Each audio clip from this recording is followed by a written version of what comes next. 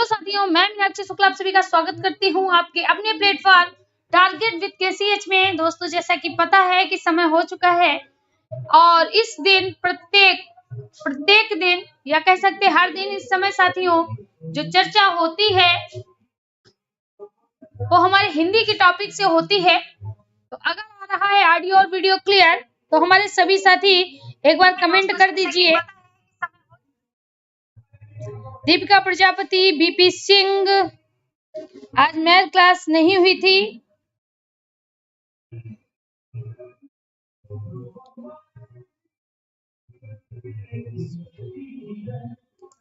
पूनम वर्मा जी आ चुकी, मोनिका राव, बीपी सिंह।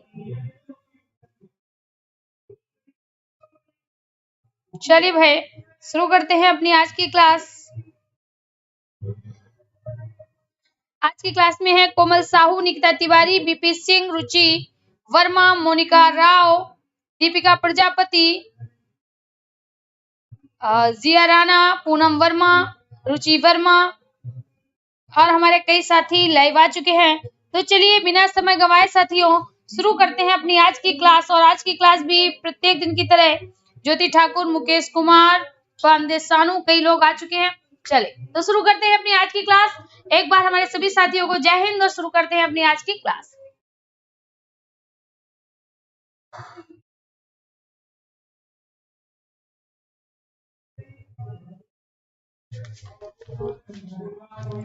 चलिए साथियों शुरू करते हैं अपनी आज की क्लास। और आज की क्लास में जो हमारा आज का टॉपिक रहेगा वो हमारा टॉपिक रहेगा, देखिए हमने आपको क्या क्या क्लियर करा दिया है, जल्दी से बता दीजिए। हमने साथियों आर्य भाषा को पढ़ा था। हमने किसके टुकड़े पढ़े थे? आर्य भाषा के टुकड़े पढ़े थे। और आर्य भाषा के अकॉर्डिंग इसको कितने प्रकार की आर्य भाषा थी? 3 प्रकार की थी। एक तो ऐसी आर्य भाषा थी जो सबसे पहले समय में चली, प्राचीन कहलाई। फिर इसके बाद एक ऐसी आर्य भाषा थी जो मध्य समय में चली, ठीक है, मध्यकालीन भारतीय आर्य भाषा कहलाई। और एक ऐसी आर्य भाषा थी जो आधुनिक समय में चली, क्या कहलाई? आधुनिक कालीन भारतीय आर्य भाषा कहलाई। प्राचीन भारतीय आर्य भाषा का मुख्य भाषा क्या थी? संस्कृत थी। और साथियों मध्यकालीन की बात करें तो 3 मुख्य रूप से थी। कौन कौन से? तो इसमें सबसे पहली हमारी थी पाली, और दूसरी थी प्राकृत, और तीसरी क्या थी? तीसरी थी अपभ्रंश। क्या थी? अपभ्रंश, ठीक है। अपभ्रंश का ही एक छोटा हिस्सा है जिसको क्या कहा जाता है? अवहट्ट कहा जाता है। क्या?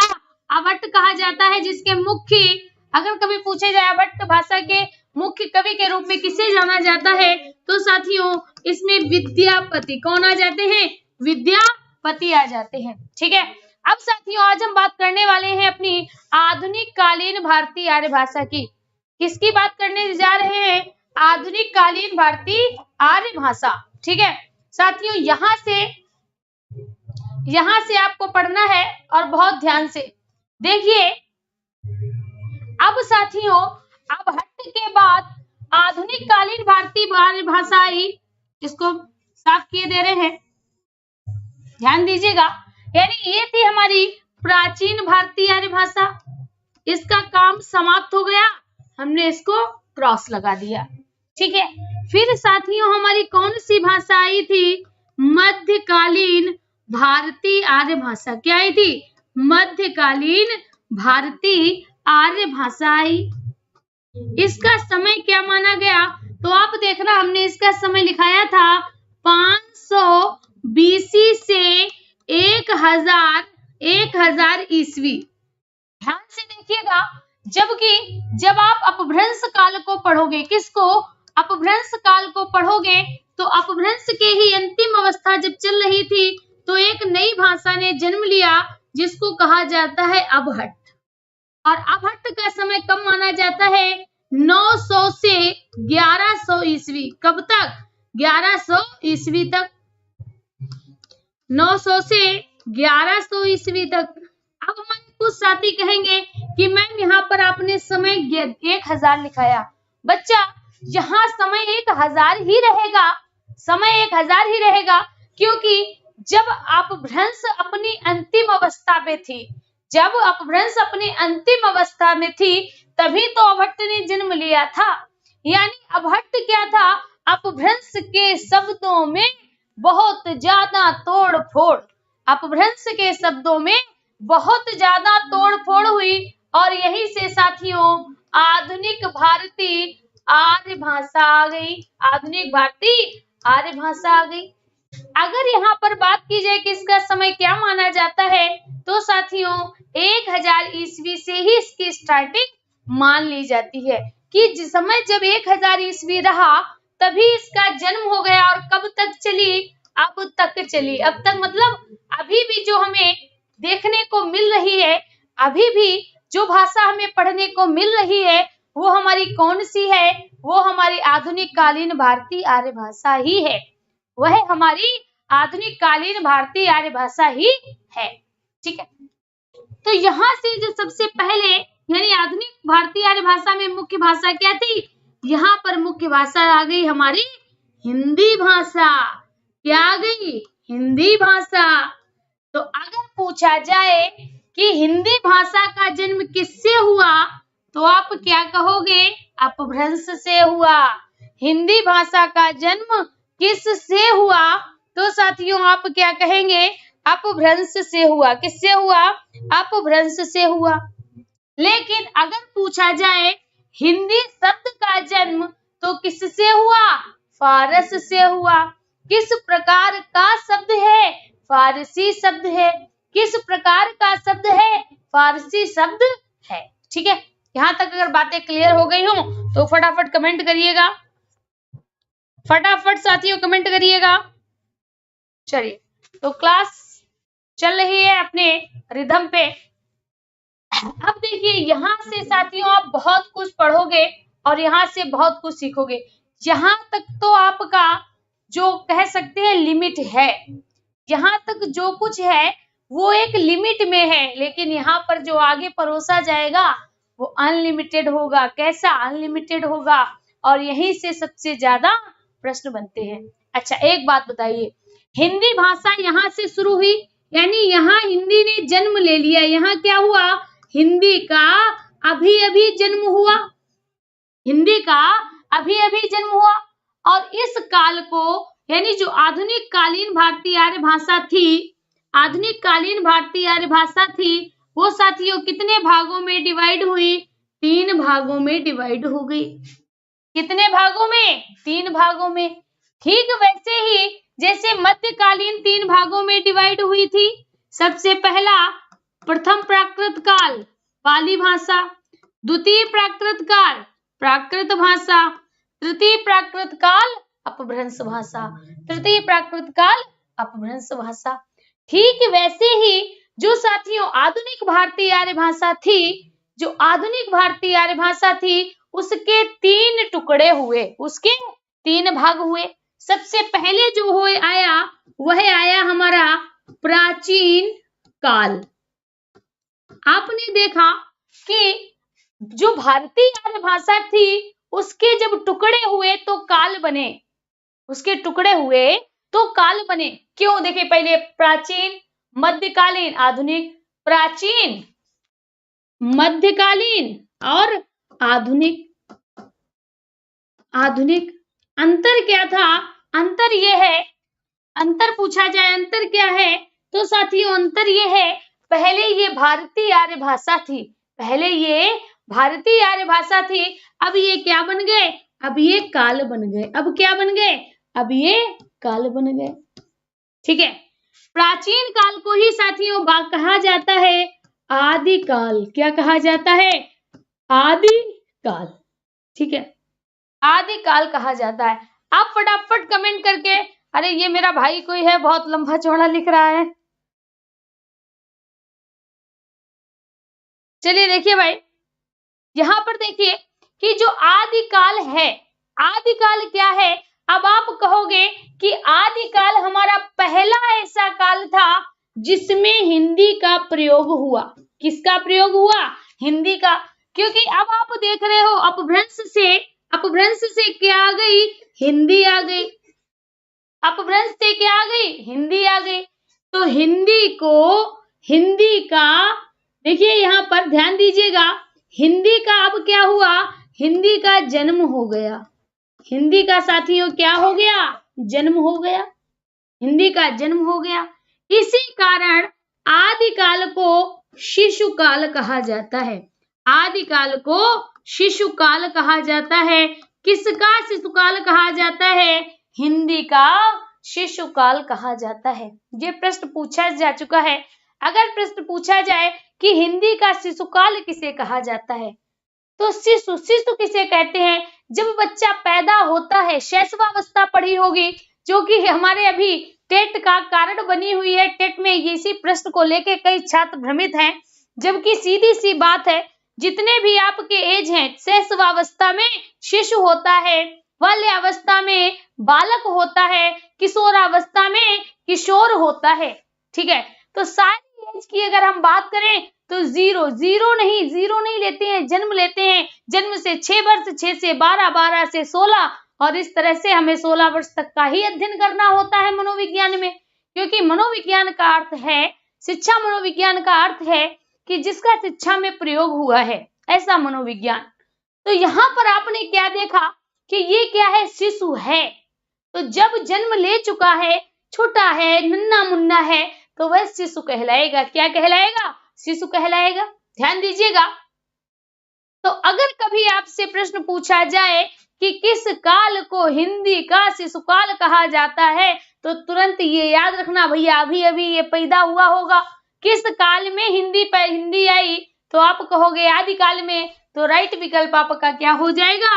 आदिकाल हो जाएगा। क्या होगा? आदिकाल हो जाएगा। चलिए ले लेते हैं, यहां से हम ले लेते हैं अपनी आधुनिक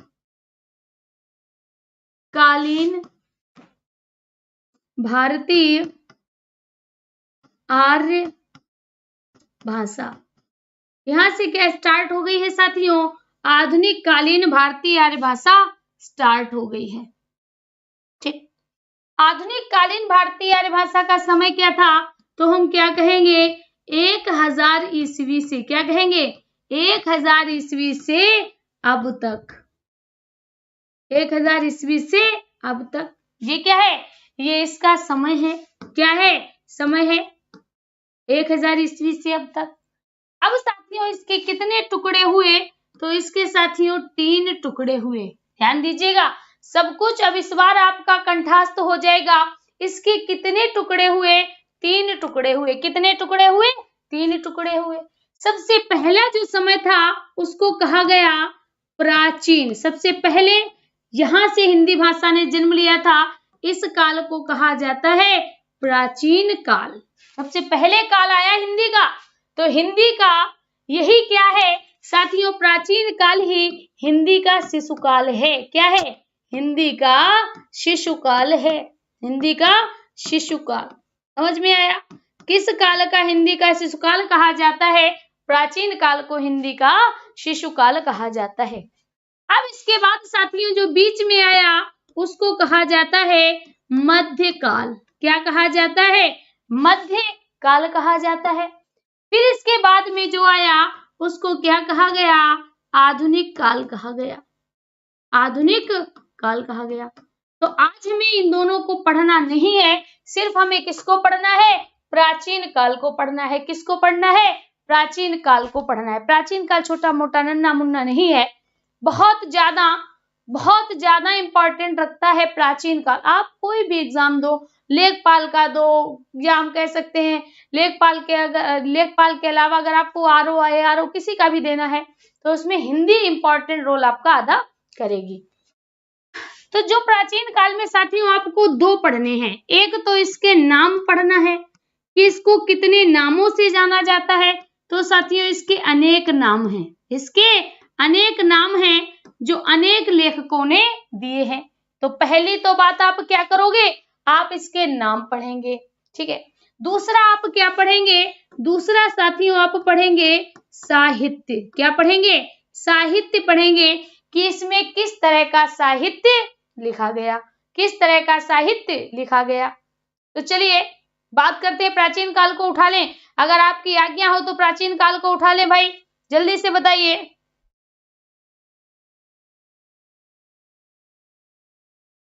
भाई अगर आपने हमसे सीधी पिक पढ़ ली ना है ना। तो फिर आपका क्या होगा, CDP नहीं आती है, ठीक है, तो CDP के लिए हमसे मत कहिएगा। अब जितना है उतने पर ही संतोष करिए, CDP भी आपको चाहिए। चलिए भाई, यहाँ पर प्राचीन काल को चले के चलते हैं। प्राचीन काल,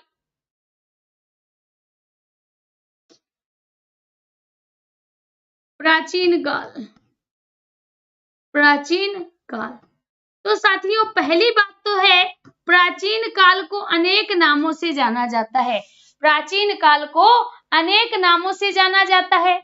सबसे पहले अगर बात करें तो साथियों प्राचीन काल को कहा गया आदिकाल। क्या कहा गया, आदिकाल कहा गया।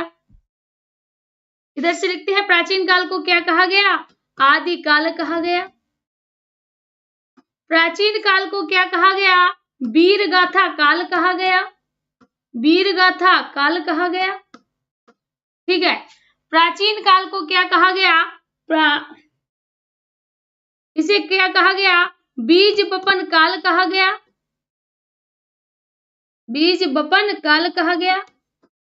इसको क्या कहा गया साथियों, इसको चारण काल कहा गया, चारण काल कहा गया। ठीक है, इसको साथियों अपभ्रंश काल कहा गया,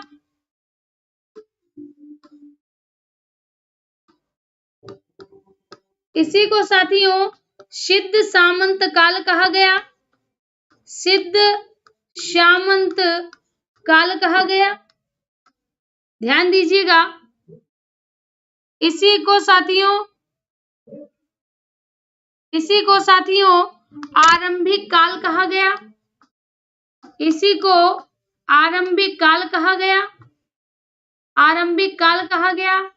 ठीक, इसी को साथियों चारण काल व संधि काल कहा गया, चारण काल व संधि काल कहा गया, चारण काल व संधि काल कहा गया। तो आप क्या देख रहे हो कि एक काल है प्राचीन काल और उसके इतने नाम हैं, और उसके इतने नाम हैं। अब इतने नाम आप कैसे याद कर पाएंगे, तो इसके लिए साथियों एक जुगाड़ है। क्या है, एक जुगाड़ है, जुगाड़ भी बताएंगे, परेशान नहीं हो। ठीक है, तो इसके लिए क्या है, एक जुगाड़ है। देखिएगा, आदिकाल किसने कहा, आदिकाल किसने कहा, हजारी प्रसाद द्विवेदी। किसने कहा, हजारी प्रसाद द्विवेदी ने, हजारी प्रसाद द्विवेदी ने। वीर गाथा काल किसने कहा, रामचंद्र शुक्ल ने, रामचंद्र शुक्ल ने। ठीक है, बीज बपन काल किसने कहा, महावीर प्रसाद द्विवेदी ने, महावीर प्रसाद द्विवेदी ने। चारण काल किसने कहा, जॉर्ज ग्रियर्सन ने। किसने कहा, जॉर्ज ग्रियर्सन ने। किसने कहा, ग्रियर्सन ने कहा। अपभ्रंश काल किसने कहा, चंद्रधर शर्मा गुलेरी ने। आपको भी याद कराएंगे, सिर्फ आप टिके रहो, चंद्रधर शर्मा गुलेरी ने। ठीक है, सिद्ध सामंत काल किसने कहा, राहुल सांकृत्यायन ने। किसने कहा, राहुल सांकृत्यायन ने, राहुल सांकृत्यायन ने। ठीक है, आरंभिक काल किसने कहा था, मिश्र बंधु ने। किसने कहा था, मिश्र बंधु ने, मिश्र बंधु ने। चारण काल किसने कहा, राम कुमार वर्मा ने। किसने, राम कुमार वर्मा ने, राम कुमार वर्मा ने। एक कलाकाल कहा था एक कलाकाल कहा था राम शंकर शुक्ल ने। अब आप इसको समझिए, आप कैसे याद करोगे, तो इसके लिए जुगाड़ है। क्या जुगाड़ है, ध्यान से सुनना। सबसे पहली लाइन आपको याद रखनी है, सबसे पहली लाइन आपको याद रखनी है। देखिए क्या लिखा है, हजारी प्रसाद द्विवेदी ने क्या कहा, आदिकाल। तो ऐसे याद रखो, आदि हजारे। क्या याद रखोगे, आदि हजारे। अन्ना हजारे आपने नाम सुना होगा, अन्ना हजारे, चाहे अन्ना हजारे याद रखिए। तो आदि हजारे से मतलब आदिकाल किसने कहा? हजारी प्रसाद द्विवेदी ने। आदि हजारे, आदि हजारे। ठीक है, आगे देखिए ने। अब यहाँ पर क्या है? रामचंद्र और यहाँ है वीर गाथा। तो आप क्या याद रखना? रामचंद्र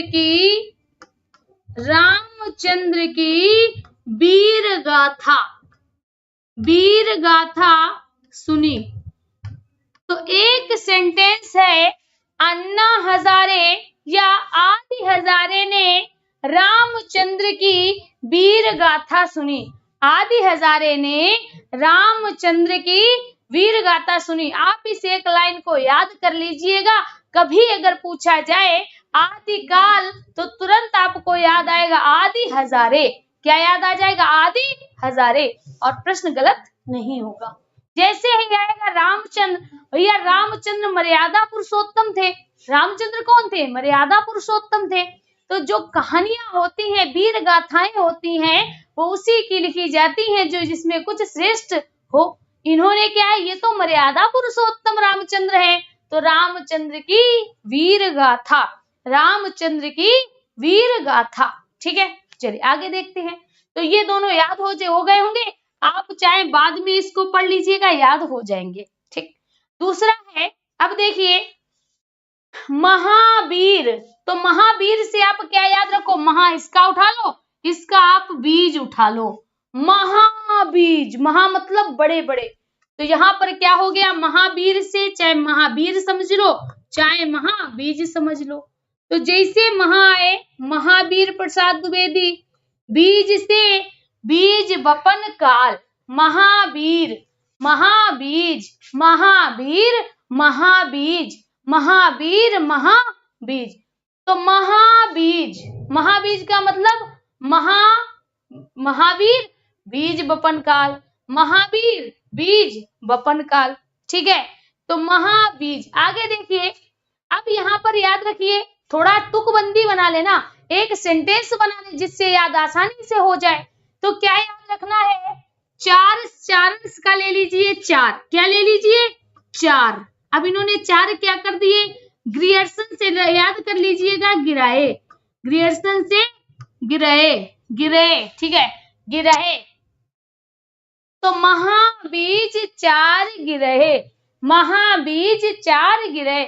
महा से महावीर प्रसाद द्विवेदी, बीज से बीज बपन काल, चार से चारण काल, गिरह से ग्रियर्सन, गिरह से ग्रियर्सन। ठीक है, तो ये आपको चारों याद हो गए होंगे।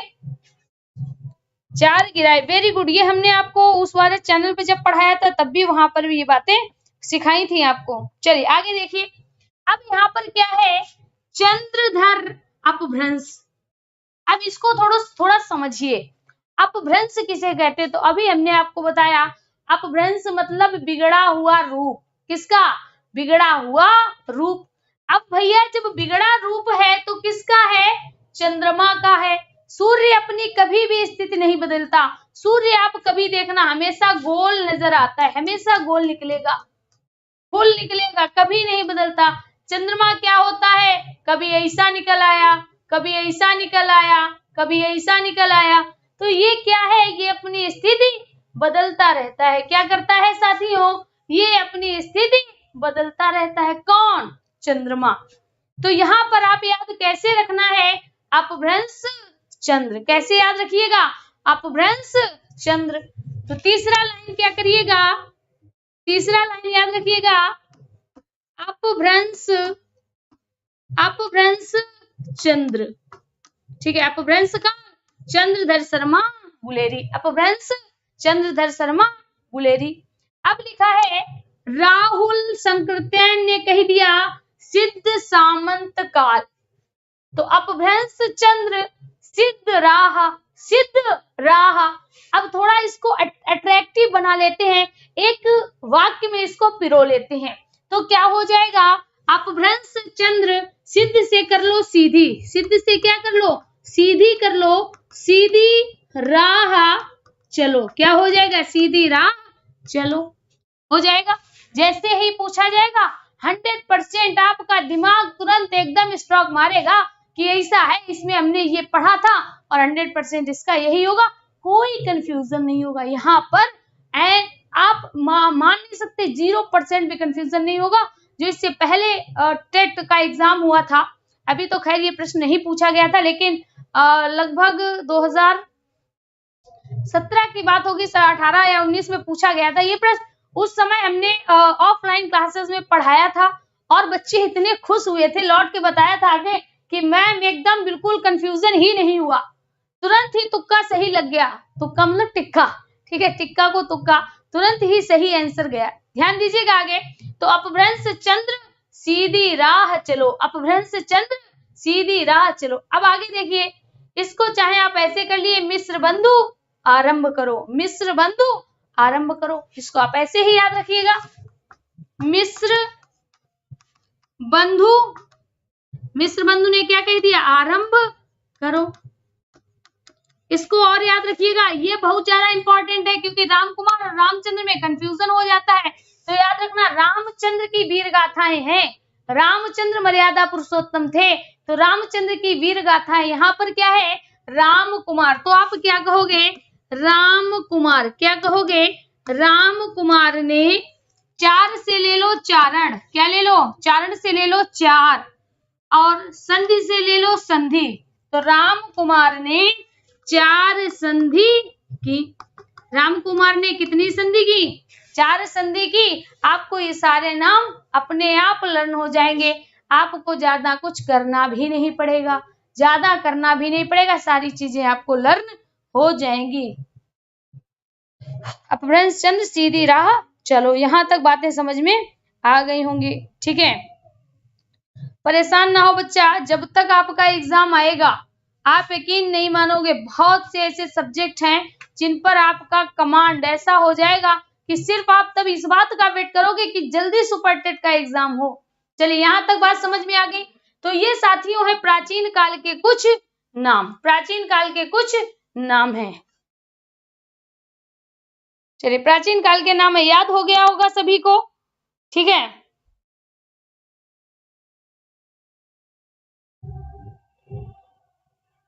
चलिए आगे बढ़ते हैं। अब देखिए, इस काल में साथियों जो साहित्य था वो भी अलग अलग तरह से लिखा गया था। देखिए पीछे हमने आपसे कहा था कि हम इसमें दो चीजें पढ़ेंगे, एक तो इसका नाम पढ़ेंगे, नाम हमने पढ़ लिया, अब हम क्या बात करेंगे, साहित्य पे बात करेंगे। क्या बात करेंगे, साहित्य पे। तो इस समय जो साहित्य था वो अलग अलग तरीके के लिखा गया, यानी कह सकते हैं 4 तरह का साहित्य था। कितने तरह का साहित्य था, 4 तरह का साहित्य था। एक तो ऐसा साहित्य था साथियों जिसको कहा गया रासो साहित्य। क्या कहा गया, रासो साहित्य कहा गया, ठीक है। एक तो क्या कहा गया, रासो साहित्य कहा गया। अब अगर प्रश्न बन जाए कि रासो साहित्य में क्या लिखा गया, तो आप क्या कहोगे, रासो में रासो लिखे गए, ठीक है। दूसरा आपका क्या होगा, नाथ साहित्य होगा। नाथ साहित्य किसके द्वारा लिखा गया, तो आप क्या कहोगे, नाथों के द्वारा लिखा गया। और ये प्रश्न उत्तराखंड के टेट में पूछा जा चुका है। क्या पूछा गया था बताएंगे, ठीक है। तो यहाँ पर तीसरा क्या है, तीसरा है सिद्ध साहित्य। क्या है, सिद्ध साहित्य है।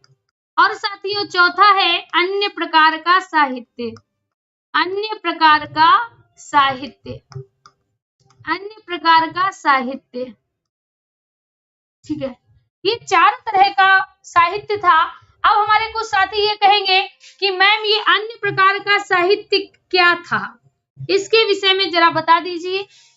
तो भाई जिन्होंने ना रासो लिखे, जो ना नाथ थे, जो ना सिद्ध थे, उनका जो साहित्य था, इसके अलावा जो साहित्य लिखा गया वो साथियों साहित्य क्या कहलाया, अन्य प्रकार का साहित्य कहलाया। क्या कहलाया, अन्य प्रकार का साहित्य कहलाया।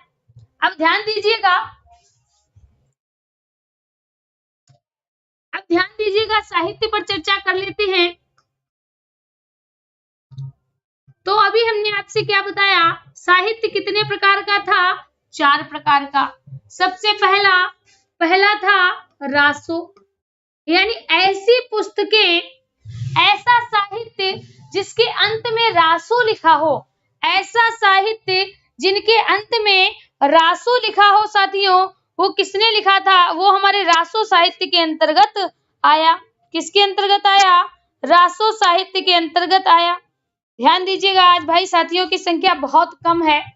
चलिए, तो भाई ये क्या है? रासो साहित्य के अंतर्गत आया। दूसरा हमारा कैसा साहित्य था? सिद्ध साहित्य, जो किसने लिखा? सिद्धों ने लिखा। ठीक है। तीसरी अगर हम बात करें साथियों, तो ऐसा साहित्य था जो नाथों ने लिखा, नाथ साहित्य कहलाया। और साथियों इसके अलावा जो चौथा था वो अन्य कहलाया, जिसमें अमीर खुसरो, विद्यापति और हमारे कई कई प्यारे प्यारे कह सकते थे कवि आए। अब सबसे पहले बात करते हैं रासो साहित्य पर। किस पे? रासो साहित्य। रासो साहित्य, देखिए जो उत्तराखंड के टेट में क्वेश्चन आया था वो क्वेश्चन बहुत सरल था। क्वेश्चन था कि जो हमारा सिद्ध साहित्य था, सिद्ध साहित्य किसके द्वारा लिखा गया? यह प्रश्न था, सिद्ध साहित्य किसके द्वारा लिखा गया? आप लोग भी आंसर करिएगा।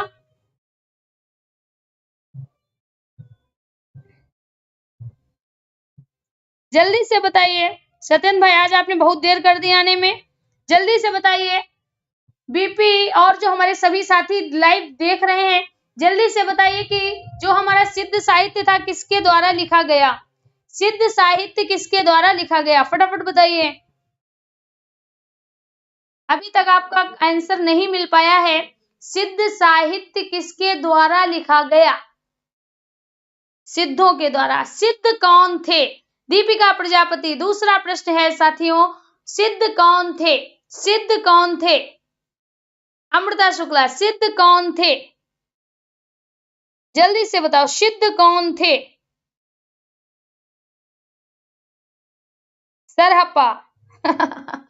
Very good Monika Rao. अब आंसर आपने आंसर सही नहीं दिया, लेकिन फिर भी आंसर सही है आपका।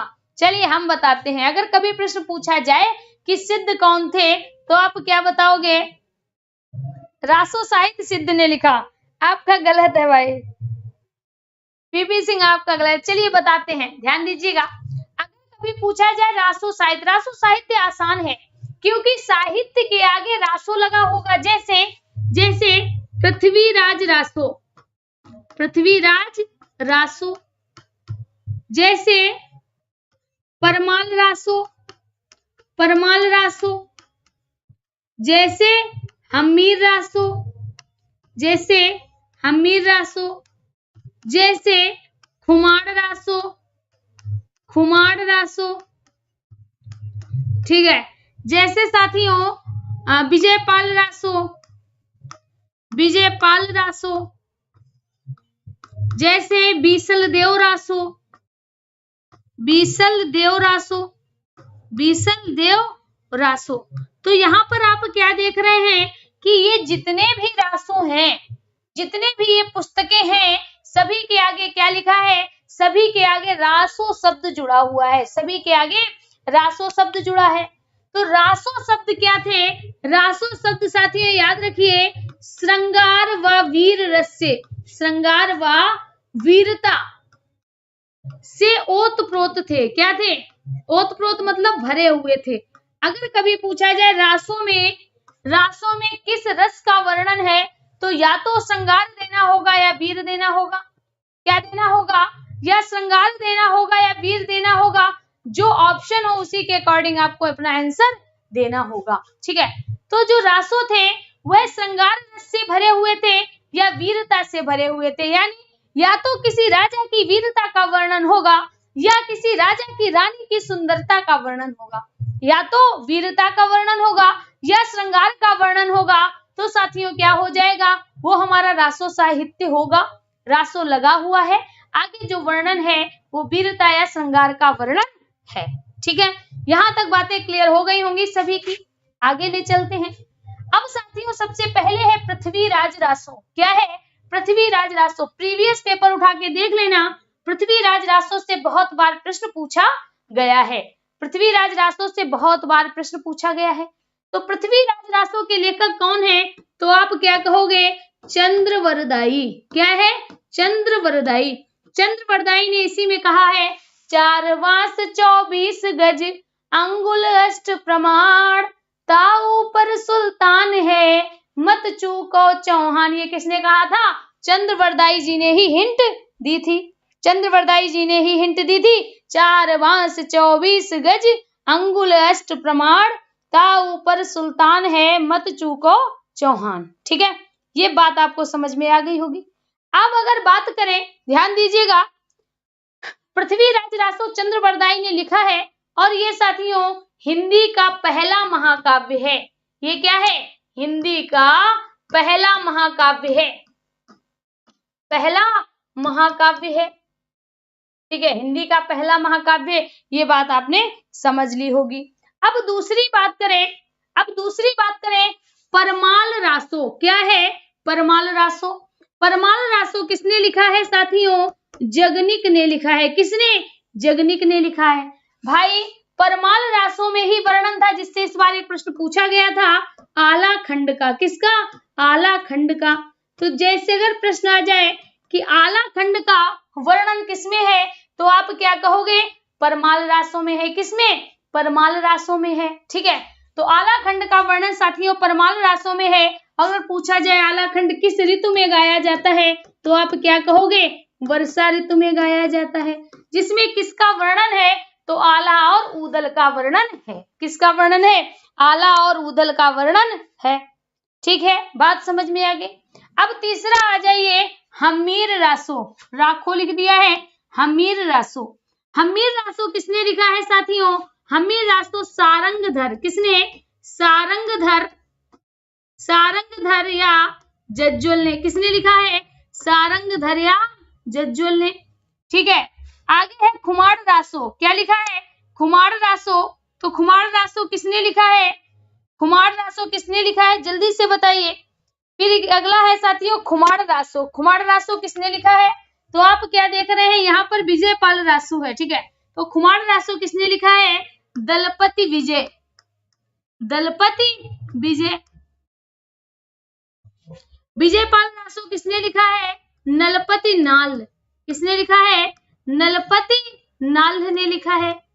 साथियों इसके बाद है आपका बीसल देव रासो। क्या है?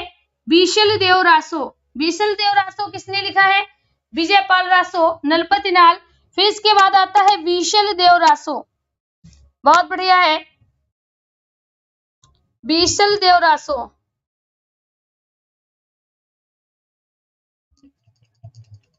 चलिए बीसल देव रासो देखिए यहाँ पर क्या लिखा है? विजयपाल रासो। एक सेकेंड। पृथ्वीराज रासो, चंद्रवरदाई, परमाल रासो, जगनिक, हम्मीर रासो, सारंगधर, कुमार रासो, दलपति विजय, विजयपाल। विजयपाल रासो, नलपति। नलपति नाल नहीं है, बीसल देव रासो के हैं नलपति नाल। कौन है? नलपति नाल। और ये कौन है? नल सिंह। कौन है साथियों?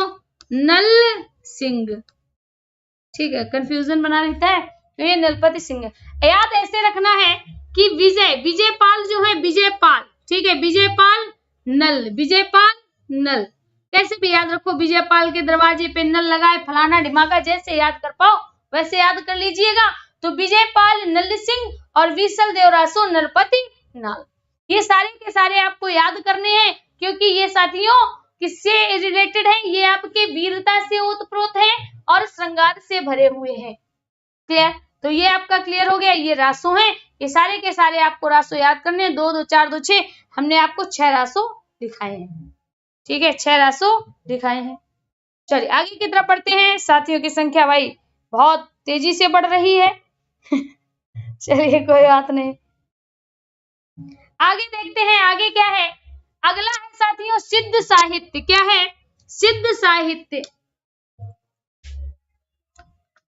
सिद्ध साहित्य। सिद्ध साहित्य। अब देखिए सिद्ध किसे कहा जाता है? सिद्ध मतलब जो सिद्ध हो गया। सिद्ध का मतलब क्या है?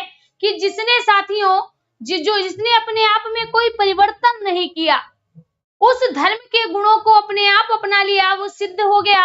और साथियों सिद्ध में आता है आपका, देखिए जैन धर्म की बात करें, जैन धर्म में 2 जैन धर्म के दो भाग हो गए थे।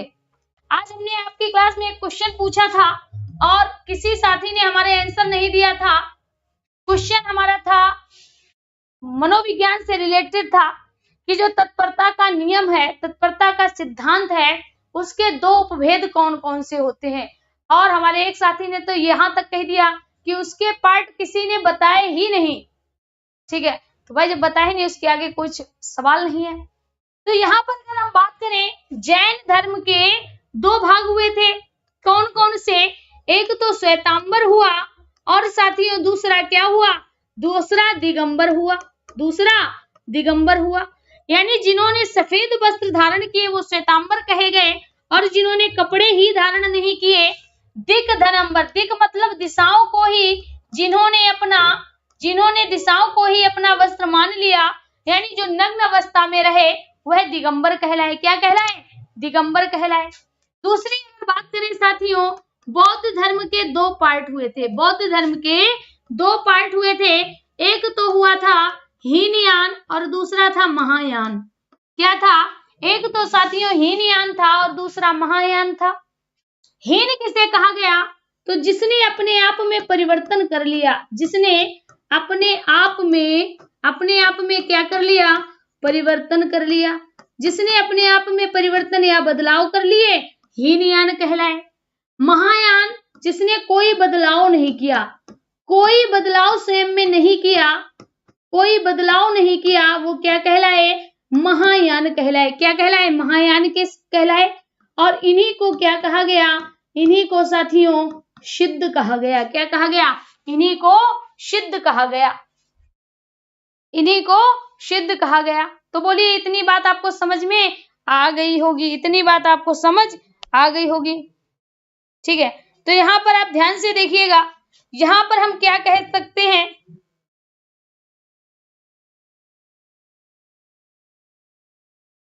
अरे भाई हमने तो ऐसा कुछ बोला ही नहीं। हमने भाई ऐसा कहाँ बोला दीपिका जी कि हम आपको प्रोवाइड नहीं करा पाएंगे। जैसे जैसे चैनल ग्रोथ करेगा बच्चा, वैसे वैसे क्लासेस आपको मिलेंगे। अभी सीडीपी नहीं प्रोवाइड करा पाएंगे ये बोला है, ये नहीं कहा है सीडीपी प्रोवाइड नहीं कराएंगे।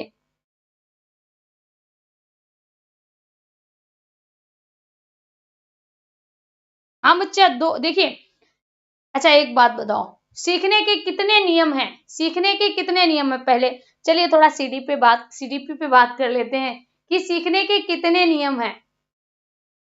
चलिए जल्दी से बताइए, सीखने के कितने नियम हैं? सीखने के कितने नियम हैं?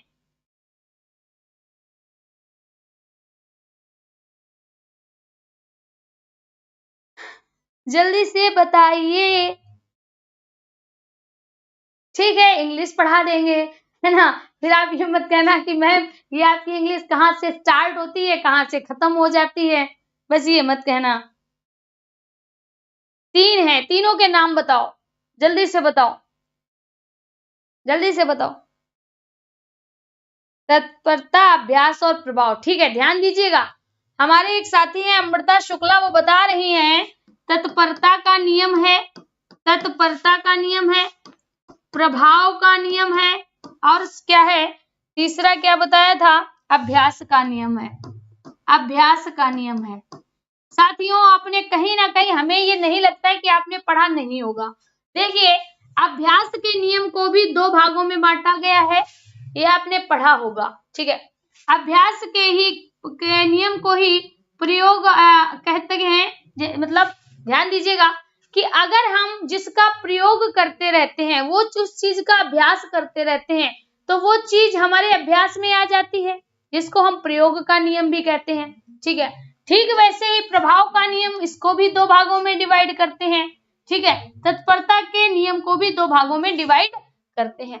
आपके पास नोट्स होंगे, उनमें देखना, उसमें इन चीजों को डिटेल से दिया गया होगा। ठीक है, प्रयोग या अनुप्रयोगी, ये जो है ना, ये प्रयोग या अनुप्रयोग का नियम आता है कि जिस चीज का हम प्रयोग करते हैं, ज्यादा प्रयोग करते हैं, उसको अभ्यास में बनी रहती है, उसको हम नहीं भूलते हैं, है ना, हमेशा याद रहती है। और जिसका हम प्रयोग नहीं करते हैं उसको हम भूल जाते हैं। थॉर्नडाइक ने दिए हैं।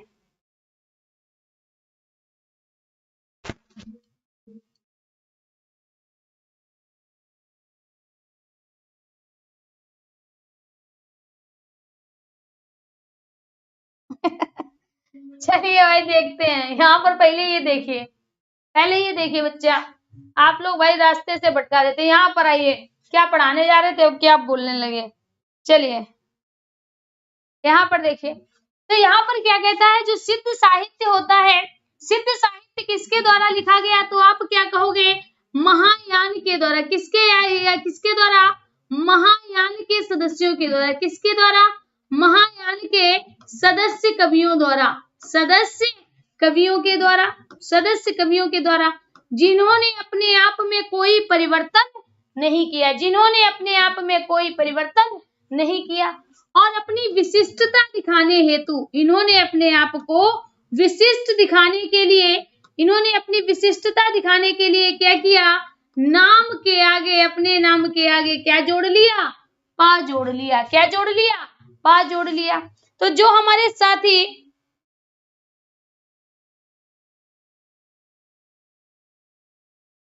देखिए, यहाँ पर देखिए, जो साथियों विशिष्टता दिखाने के लिए इन्होंने अपने नाम के आगे पा जोड़ा था। हमारे एक साथी ने बिल्कुल सही बताया था। क्या बताया था, जैसे सरहप्पा। बच्चा, सरहप्पा का नाम सरहप्पा नहीं था, सरह था, लेकिन इन्होंने अपने नाम के आगे क्या जोड़ लिया, पा जोड़ लिया। तो क्या हो गया, सरहप्पा हो गया। क्या हो गया, सरहप्पा हो गया। और सरहप्पा ने क्या लिखा, दोहा कोश लिखा। क्या लिखा, दोहा कोश लिखा। फिर साथियों दूसरा कौन है, दूसरा है सवरपा। कौन है, सवरपा है। सवरपा ने क्या लिखा, सवरपा ने साथियों लिखा चर्यापाद। क्या लिखा, चर्यापाद लिखा। ठीक है, सरहप्पा ने दोहा कोश, सवरपा ने चर्यापाद। अब सवरपा का नाम क्या था, सवर था, पा तो इन्होंने जोड़ा है। फिर आगे आता है डोमी। कौन आते हैं, डोमी आते हैं। इन्होंने अपने आप को विशिष्ट बनाने के लिए पा जोड़ लिया। तो क्या हो गया, डोमी पा हो गया। क्या हो गया, डोमी पा हो गया। इन्होंने साथियों क्या जोड़ा, इन्होंने क्या लिखा, इन्होंने लिखा डोमी गीतिका। क्या लिखा, डोमी गीतिका लिखा। तो आप क्या देख रहे हो, जो सिद्ध साहित्य महायान के सदस्य कवि थे, इन्होंने अपने आप को विशिष्ट बनाने के लिए अपने नाम के आगे पा जोड़ लिया। जैसे सरहपा, सवरपा, डोमिपा। सरहपा, सवरपा, डोमिपा। ठीक है, यहाँ पर एक और प्रश्न पूछा जाता है, शायद इस बार प्रश्न पूछा भी गया था, सिद्धों की संख्या। क्या, सिद्धों की संख्या। जल्दी से कमेंट करें, सिद्धों की संख्या। सिद्धों की संख्या कितनी है, जल्दी से बताइए, सिद्धों की संख्या। बहुत बढ़िया।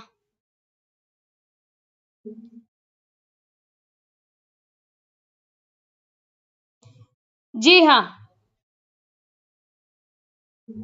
सिद्धों के द्वारा लिखा गया क्या कहलाया, सिद्ध साहित्य कहलाया। क्या कहलाया, सिद्ध साहित्य कहलाया। ठीक है,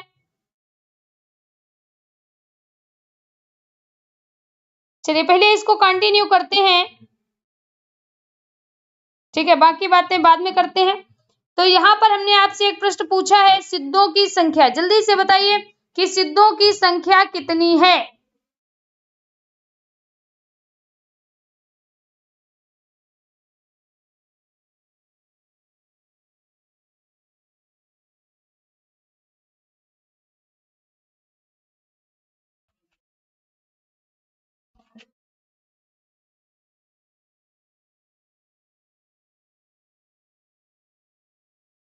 बहुत बढ़िया।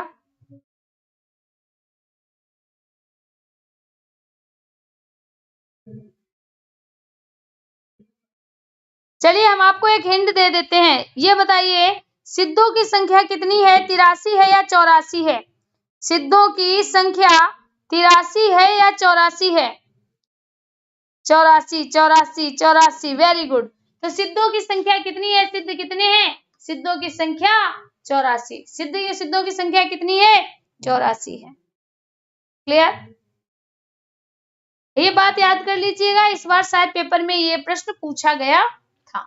ठीक है, आपके टेट में नहीं पूछा गया था, लेकिन अभी हाल में ही कोई पेपर हुआ था, उसमें पूछा गया था। तो ये साथियों सिद्ध साहित्य हो गया। अब आ जाइए नाथ। अब किस पे बात करते हैं? अब बात करते हैं नाथ पे। किस पर? नाथ पर बात करते हैं, नाथ साहित्य। तो अगर प्रश्न पूछा जाए नाथ साहित्य किसके द्वारा लिखा गया? नाथों के द्वारा। किसके द्वारा? नाथों के द्वारा। ठीक है, यहाँ पर दो प्रश्न बनेंगे। नाथ संप्रदाय के प्रवर्तक, ध्यान दीजिएगा, अगर पूछा जाए नाथ संप्रदाय के प्रवर्तक कौन है? नाथ संप्रदाय के प्रवर्तक कौन है? ठीक है, नाथ संप्रदाय के प्रवर्तक कौन है? और दूसरा प्रश्न बनेगा नाथ साहित्य के प्रवर्तक कौन है? नाथ साहित्य के प्रवर्तक कौन है? ठीक है, नाथ साहित्य के प्रवर्तक कौन है? तो साथियों नाथ संप्रदाय, नाथ संप्रदाय की बात करें तो जिन्होंने नाथ को, जिन्होंने नाथों की नींव रखी, जिन्होंने नाथों की नींव रखी, ठीक है, जिन्होंने नाथों की नींव रखी।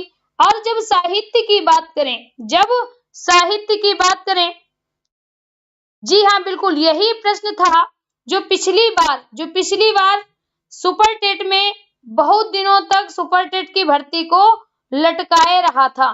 ठीक है, यही वो प्रश्न था जो सुपर टेट की भर्ती को कई दिनों तक लटकाए रहा था। क्लियर? चलिए जल्दी से बताइए इस प्रश्न का आंसर। नाथ संप्रदाय के प्रवर्तक, नाथ संप्रदाय के प्रवर्तक,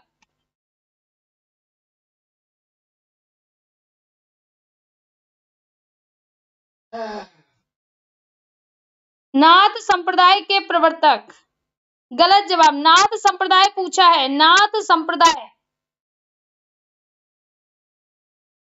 बिल्कुल सही, नाथों की संख्या तो 9 है, नाथों की संख्या तो 9 है। नाथ संप्रदाय के प्रवर्तक पूछ रहे हैं।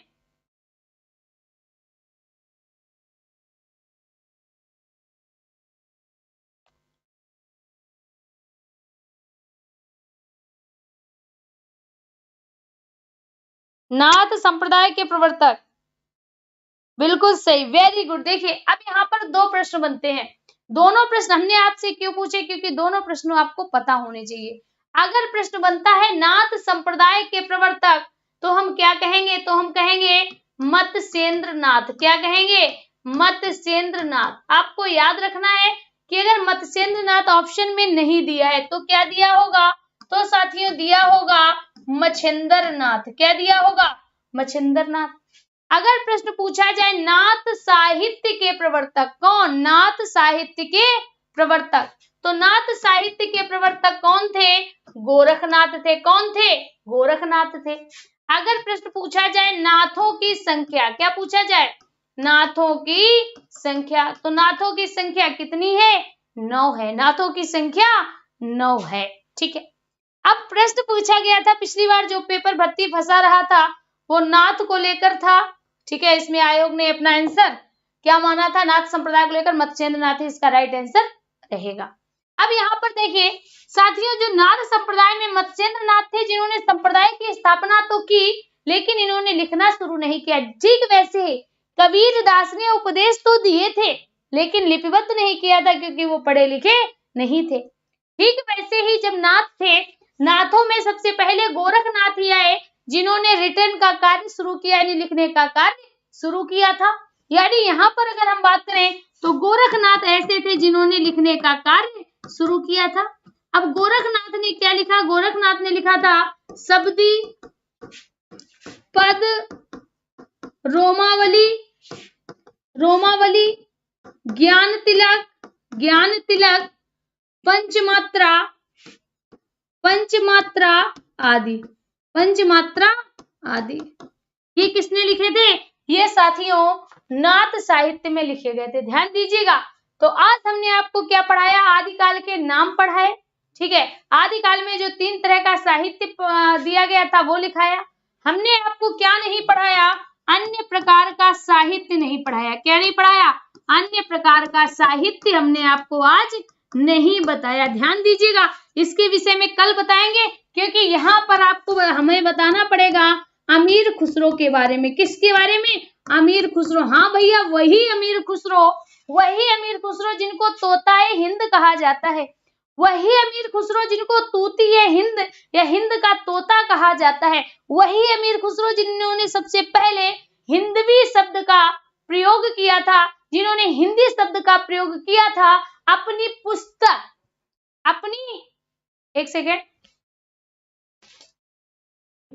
जिन्होंने अपनी पुस्तक में जिसका प्रयोग किया था और इनकी पुस्तक का नाम था, इनकी पुस्तक जो थी वो शब्दकोश थी, इनकी जो पुस्तक थी वो शब्दकोश थी। इन्होंने मुख्यतः 3 जो इनकी फेमस पुस्तकें हैं, एक इनकी देश पर थी, एक इनकी भक्ति पर है और एक साथियों शब्दकोश है, एक शब्दकोश है। ठीक है, इतनी बातें समझ लीजिए। और साथियों अब आपको एक बात हमारी ध्यान से सुनिए, जाइए कहीं नहीं, सब आपके लिए है। सोमवार से, कब से? सोमवार से दोपहर 11 बजे, दोपहर 11 बजे से हुआ करेगी हिंदी की क्लास। ठीक है, 12 बजे जो आपकी है वो जीएस जीके की ऑब्जेक्टिव क्लास चलती है, जीएस जीके की। ठीक है, और साथियों 6 बजे शाम, ये शाम का 6 बजे है। कोई हमारा साथी पूछ रहा था रात के या सुबह के, तो ये तो दोपहर यानी सुबह का 11 बजे, ये शाम 6 बजे जो आपकी क्लास होगी वो रीजनिंग और कंप्यूटर की होगी। किसकी? रीजनिंग और कंप्यूटर की होगी। ठीक है, रीजनिंग और कंप्यूटर की होगी। कल दिन कौन सा है? कल दिन है साथियों संडे। कल दिन कौन सा है? संडे है। और कल संडे वाले दिन साथियों 12 बजे से स्टार्ट हो रहा है आपका करेंट अफेयर। कौन सा? करेंट अफेयर स्टार्ट हो रहा है मयंक सर के द्वारा। तो साथियों इस क्लास को आप जरूर लीजिएगा, क्योंकि ये लगभग सर ने जो तैयार किया है लगातार 3-4 वर्षों से जो अलग अलग प्रतियोगी परीक्षाओं में करंट अफेयर पूछा गया है। ठीक है, मतलब जो उन्होंने देखा है कि किस तरह से पूछा गया है, उस तरह की क्लास को लेकर सर आपके सामने आएंगे। तो भूल कर भी इस क्लास को मिस नहीं करिएगा, क्योंकि आपके लिए है सब कुछ। आपको सीडीपी भी मिलेगी, आपको इंग्लिश भी मिलेगी, आपको सब कुछ मिलेगा। ठीक है, तो ठीक है, अभी हमें साथियों जाना होगा क्योंकि समय हो रहा है, आप देख रहे हो समय हो गया है। तो मिलते हैं कल फिर से इसी समय इसी चैनल पर, कल भी क्लास होगी। तो कल मिलते हैं इसी समय इसी चैनल पर एक और नई क्लास के साथ। तब तक के लिए दीजिए इजाजत। सहृदय धन्यवाद।